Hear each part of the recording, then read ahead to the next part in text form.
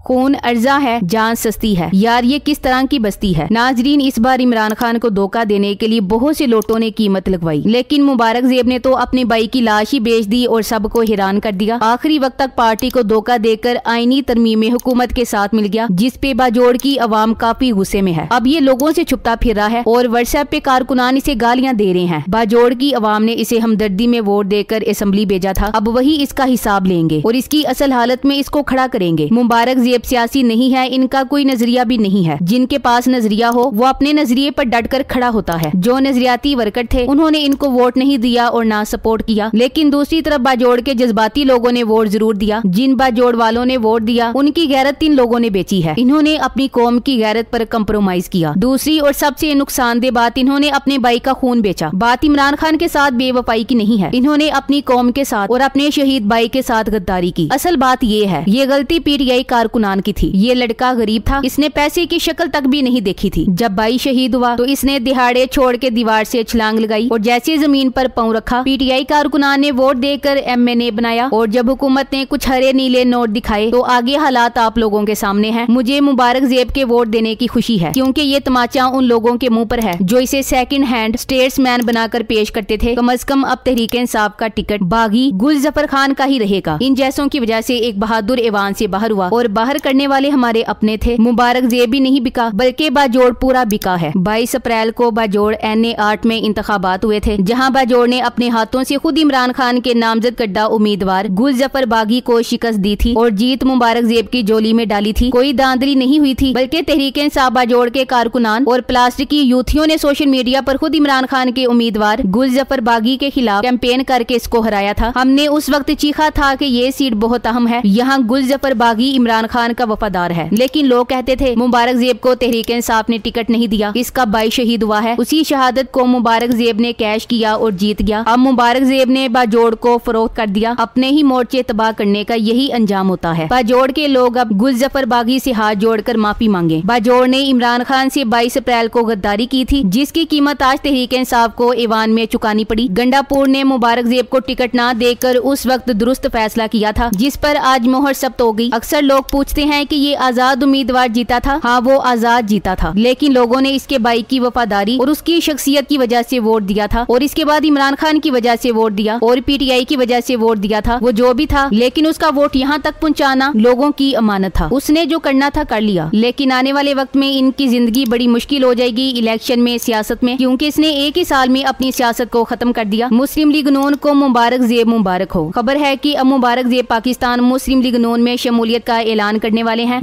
लूटे खर्चा शुए ए जालिमा खपल the roar वीने दे खर्चा का ए जालिमा दे न बदे चरता दबर करना बदे जान रा लड़ा करे खुदा कार बदे न कोलो दा बेगैरतो कार बदे पुख्तनो के न कोलो पुख्ताने दो शर्मो मुबारक ज़ेब ने पाकिस्तान तहरीक इंसाफ के हिमायत याफ्ता उम्मीदवार गुल जफर और अवामी नेशनल पार्टी के मजबूत उम्मीदवार मौलाना खान ज़ेब को शिकस्त दी थी। खबर के मुताबिक मुबारक ज़ेब ने विफाकी वजीर अमीर मकाम से मुलाकात की है। मुलाकात में अमीर मकाम ने मुबारक ज़ेब को आईनी तरमीम में वोट डालने पर मुबारकबाद दी और पार्टी में खुश आमदीद कहा। इम्कान है कि मुबारक ज़ेब विफाकी वजीर अमीर मकाम की हमरा शमूलियत का ऐलान करें। बताया जाता है कि मुबारक ज़ेब ने पाकिस्तान मुस्लिम लीग नून के MPA और opposition leader doctor Ibadullah Khan और शहाबुद्दीन के साथ आईनी तरमीम से कबल मुलाकात की थी, जिसमें तमाम तर मामला तय पाए थे। कहा जा रहा है कि मुबारक ज़ेब ने अपने लोगों के लिए हुकूमत से जो मुतालबात किए, उसके लिए एक बासर शख्स की प्रॉपर्टी जमानत के तौर पर रखी गई है। बाजोड़ में बज़ाहिर पीटीआई के वोटर्स ने पीटीआई के हिमायत याफ्ता उम्मीदवार गुल जफर के मुकाबले में मुबारक ज़ेब को मुंतखब किया था, जिसमें इनके शहीद भाई रेहान ज़ेब की शहादत का बड़ा किरदार था। उसके साथ जो भी हुआ था, लेकिन ये इमरान खान की पीठ में छुरा गोंपने के मुतरादिफ है और यही इसकी 2 नंबरी और मफाद प्रस्ती के सबूत हैं। क्या रेहान ज़ेब शहीद ऐसा कर सकता था? सवाल ये है। हर सियासी जमात में ग्रुपिंग और दड़ेबाजी होती है, जो फितरी अमल है। पाकिस्तान तहरीक इंसाफ मुल्क की सबसे बड़ी जमात है, लिहाजा इसमें ग्रुपिंग भी ज्यादा है। ये ग्रुपिंग और इख्तलाफात पार्टी डिसिप्लिन की वजह से पार्टी को नुकसान नहीं पहुंचा सकते। यही वजह है कि पार्टी डिसिप्लिन को पार्टी की बका का जामन समझा जाता है। बाजोड़ में भी तहरीक इंसाफ की मुख्तलिफ ग्रुपिंग है, खसूसन गुल जफर और रेहान ज़ेब के दरमियान ताल्लुकात गुज़िश्ता आम इंतखाबात में खराब होना शुरू हुए। 2019 में जब गुल जफर ने डॉक्टर खलील को टिकट नहीं दिया तो ये इख्तलाफात खुलकर सामने आए और फिर बढ़ते ही गए। 9 मई के बाद जिन लोगों ने पार्टी छोड़ने की बजाय फ्रंट से मुकाबला किया, हर रैली और एहतजाज को लीड किया, इस्टेब्लिशमेंट को ललकारा और इमरान खान से वफा की, वो गुलजफर ही था और यकीनन वो बाजोड़ का सबसे बड़ा लीडर है। ऐसे में पार्टी के पास जवाब नहीं था कि उसे किसी तरह भी टिकट से महरूम करे। 2024 में जब इसे टिकट मिला तो रेहान ज़ेब की जानिब से पार्टी का फैसला तस्लीम नहीं किया गया, जिसकी वजह इन दो ग्रुपों के दरमियान शदीद इख्तलाफ था। रेहान ग्रुप की जानिब से गुलजफर को किसी सूरत कबूल नहीं किया जाना था, सो पार्टी डिसिप्लिन की वाज़ेह खिलाफ वर्जी की गई। हुकूमत को ये दोनों एक आंख नहीं बाते थे, लिहाजा वही तरीका अपनाया गया जो शिया सुन्नी फसादात के लिए माजी में बार बार अपनाया जाता रहा, यानी एक ग्रुप के शख्स को शहीद किया जाए तो इल्जाम दूसरे पे आए। यूं एक तीर से दो शिकार हुए। रेहान ज़ेब जैसे नौजवान की शहादत ने पूरी कौम को गमज़दा किया। उसके बाद इलेक्शन मुलतवी हुए और अब होने तय पाए। रेहान शहीद के भाई मुबारक ज़ेब ने क़यादत से मुलाकात की और अपने लिए टिकट मांगा ताकि गुलजफर का पत्ता साफ किया जा सके। रेहान ज़ेब की शहादत के बाद पैदा होने वाली गलतफहमी में एक बड़ी तादाद गुलजफर के खिलाफ हो चुकी थी और ऐसे में मुबारक ज़ेब की शहादत को कैश करके गुलजफर का पत्ता साफ करना चाहता था। मुबारक ज़ेब का कोई सियासी करियर नहीं है, लिहाजा 2 साबिका MNA की जगह इसे टिकट देना एक मुश्किल फैसला था, इसलिए ये फैसला सूबाई क़यादत पे छोड़ा गया। सूबाई क़यादत ने गुलजफर को MNA और गुलदाद को MPA की टिकट दी। बाज लोगों को गलतफहमी है कि ये दोनों भाई हैं, दरअसल इनके दरमियान भी इख्तलाफात रहे हैं और 3-4 तहसीलों का फासला है। ये दोनों साबिका MNAs हैं जिन्होंने पार्टी नहीं छोड़ी, लिहाजा इन्हें टिकट न देने का कोई जवाज नजर नहीं आता था। गुलदाद का एक भाई साबिका MPA है जो मुश्किल वक्त में पार्टी के साथ खड़ा रहा, लिहाजा पार्टी के साथ खड़े रहने वाले एक साबिका MPA को हटाकर एक ऐसे शख्स को टिकट देना जिसका कुल सियासी करियर उसके भाई की शहादत हो, इतना आसान फैसला नहीं था। मुबारक ज़ेब का मसला ये नहीं था कि इसको शहादत के बदले में एक सीट लाजमी चाहिए, बल्कि इसका मसला गुलजफर था जिसको हटाना मकसूद था। पार्टी में इन इख्तलाफात को खत्म करने की तगोदो शुरू हुई। पख्तूनख्वा हुकूमत की जानिब से मिशाल यूसुफजई को भेजा गया जिसने मुलाकातें की और फिर इसने मुबारक ज़ेब की वजीर आला अली अमीन गंडापुर से मुलाकात करवाई। वजीर आला की जानिब से इसके वालिदैन को उम्रे के लिए 5 लाख रुपए जारी करने, 3 भाइयों को सरकारी नौकरी देने और घर बनाकर देने का वादा किया गया, मगर वो नहीं माना। मुबारक ज़ेब को गुलजफर की जगह टिकट चाहिए था जिससे वो पीछे नहीं हट रहा था। फिर शेर अफजल मरवत की एंट्री होती है जो अली अमीन गंडापुर को एक बड़ी ऑफर के लिए तैयार करता है। यकीनन बगैर किसी सियासी करियर के सिर्फ भाई की शहादत की वजह से मुबारक ज़ेब को बेहतरीन ऑफर दी गई थी और वो थी बराह रास्त सूबाई काबीना में शामिल करना। मुबारक ज़ेब को वजीर आला का एडवाइजर बनने का फैसला हो गया और फिर शेर अफजल मरवत ने मिशाल यूसुफजई के जरिए मुबारक ज़ेब को कॉल की कि वो फातिहा के लिए आ रहा है और वहाँ इसकी एडवाइजरी का ऐलान किया जाएगा, मगर मुबारक ज़ेब ने कहा कि किसी को आने की जरूरत नहीं है, वो खुद इलेक्शन लड़ेगा। यकीनन किसी ने इसे बड़े ख्वाब दिखाए थे जिससे वो पार्टी को ब्लैकमेल कर रहा था और पार्टी सिर्फ इस बुनियाद पे तो ब्लैकमेल होने से रही। मुबारक ज़ेब को टिकट ना मिलने पे यूथ विंग्स और इंसाफ स्टूडेंट फेडरेशन जैसी मजबूत टीमों के अरकान सतही जज्बातियत का मुजाहरा करते हुए मैदान में उतरी और टिकटॉकर्स को लाकर ग्राउंड मुहिम शुरू की गई। गुलजफर को विलन बनाकर पेश किया गया और रेहान ज़ेब की शहादत को पार्टी की अहम तरीन सीट के खिलाफ इस्तेमाल किया गया। अगर सूबाई सीट तक ये मुहिम जारी रहती तो पार्टी की 28 नशिस्तें खटाई में ना पड़ती, मगर इस इमोशनल हथियार का इस्तेमाल विफाकी सीट पे भी भरपूर किया गया जिससे तहरीके इंसाफ का वोट बैंक तकसीम हो गया। गुलजफर ने बतौर विलन 47,000 वोट लिए जबकि मुबारक ज़ेब ने बतौर हीरो 74,000 वोट लिए। साबिका MNA गुलदाद जो सूबाई सीट पे लड़ रहा था का वोट इस तर्ज पे तकसीम हुआ कि वो मुबारक ज़ेब से तो शिकस्त खा ही गया, मगर जमात इस्लामी के वोट भी उससे ज्यादा हो गए। इस सारी सूरत हाल में पार्टी डिसिप्लिन की शदीद तरीन खिलाफ वर्जी हुई और डिसिप्लिन को कम्प्रोमाइज करके इमरान खान की पीठ में छुरा गोंपा गया। ऐसा कौन सा नजरिया है जो आपको एक सीट पे भी कम्प्रोमाइज नहीं करने देता? क्या रेहान ज़ेब को खराजे तहसीन पेश करने का यही तरीका था कि उसकी शहादत को कैश करके और अवामी हमदर्दी को वोट में बदल कर पार्टी के खिलाफ उठ खड़ा हुआ जाए? Thanks for watching. Allah Hafiz.